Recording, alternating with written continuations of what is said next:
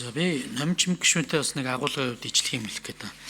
Тэгэхээр энэ бүх хууль зүйн үндэсний хөрвүүлэнгээс бичиг явуулаад аваад нэр ирсэн мэлээ. Их Монголон гэдэг хүн. Ямар үндслээр энэ байнгын орондоо оруулж ирээгүй гэдгийг яг одоо тайлбарлах нь зөв баг. Энэ 21 оны 3 сарын 10-ны өдөр хууль зүйн байнгын орооноос засалсан 06-даар тогтоол. Энэ дээр бол ингэ заацсан. Тэгэхээр энэ хууль зөрчижийг л бидэд хүчингүй болгочмоор байгаа. Уг нь энийг бас давхар оруулж ирээд дарга. Уг нь бас санаачлаад энэ дээр бүр ингээд энэ 11-ийн төлөөлөл дээр бүр заасан байгаа юм л та. 6-гийн 2-9 дээр хууль зүйн үндэсний хөрвүүлэнгийн санал болсон нэг төлөөлөл гэдэг байгаа. Тэгэхээр энийг уг нь хүчингүй болгочмоор. Одоо яг энийг ажлын хэсгийг цаашдаа хууль ёсны байна гэж үзэн. Энэ дээр чинь маргаан гарчих гээд байгаа байхгүй. За хоёрдугаарт ерөн зүгээр бид нөгөө хууль тогтоомжийн хуулиар маргадаг юм энэ дээр гарч ирж байгаа. Нөгөө эрх олгосон залтыг шүүх болон цэцэд хянагддаггүй байнгын орон шилжүүлж болохгүй буюу тухайн нэг одоо байгууллагын шууд дотоод нэгжлөө шилжүүлээд байгаа нь буруу баг. Энэ журам магадгүй яг агуулгынхаа хувьд улсын хурлаар батлагдаад эсвэл үндсэн хуулийн цэц. За эсвэл одоо тодорхой засгийн газрын гүйцэтгэх эрх мэдэлд сэнэгдээд цэц юм уу захиргааны шүүхрэл явах хэрэгтэй байхгүй. Гэтэл ингээд бид ингээд дунд нь ийм завсрын институтуудад ийм их шилжүүлээд энэ олон зүйлүүд ингээд хяналтгүй явж байгаамаа. За хоёрдугаарт цогоо даргыг маань одоо нэг зүйлийг хүлээж авчаасаа гэж бодоод байгаа. Шүүхийн ерхий зөвлөлийн шүүгч бус гишүүнийг сонгон шалгаруулахдаа улсын дээд шүүхийн судалгааны агтаймаас нэг төлөөлөл орж байгаа нь туйлын буруу.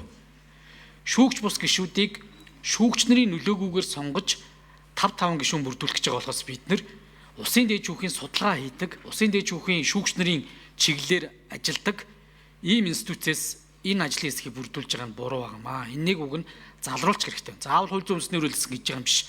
Энийг одоо уг нэг зарчим бараад уг нь шийдчмээр л байгаа. Тэгээд энэ ажил уг нь зөвл явмаар байгаа юм л та. Тэгээд хуулийн маань баталсан концепцэн дээр багхгүй шүүгч бус гишүүдийг арай шүүхийн оролцоогүй буюу шүүхийн хамааралгүйгээр сонгодог. За шүүгч нар маань өөрсдөө нийт шүүгчтэй уралдаанаас шат шатны шүүгчдийн 5 төлөөлөл гаргаж ирж байгаа шүү дээ. Улсын дээд шүүхээс нэг, давхаас 2, анхан шатнаас 2 багхгүй.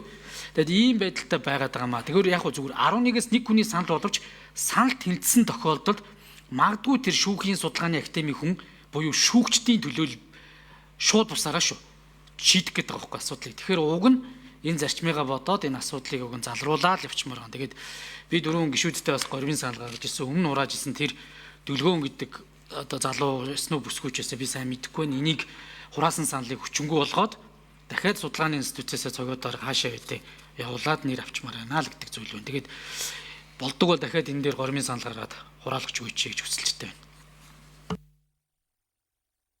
За сайн зүрх гишүүний саналтай би хэд хэдэн зүйл дээр санал нэгж байгаа. Юу гэвэл үнэхээр энэ журам биш үү? Хуулийн дээр өргөн заасан байхад яг хууль зүйн үндэсний хүрээлэн гээд журмаараа бүр тодорхой. Ууг нь журам нь юу зааж өгөх ёстой гэхээр энэний шалгаруулах хүний одоо ажилласан он жил тэр мэрэгчлэрээ ажилласан энэ шалгуурууд байх ёстой байтал энд яг байгууллага зориулаад заагаад өгсөн байж байгаа байхгүй. Тэгэхээр энэ хууль журам хоёр зөрчигдөхэд би түрүү баасан жаргал гишүүнд хэлсэн. Би хуулиа л барьж байгаа.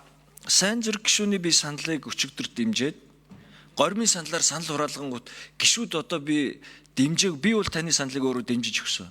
Тэгээ дэмжээгүй юмэг одоо хоёулаа гишүүдийн эрхэнд халтаад би хэрэггүй гэж бодож байгаа. Энийгээ тэгэхээр тэргээр нь үргэлжлүүлээ. Харин цаашдаа ер нь би байнгын орооныхаа юмуд шилмээр байгаа.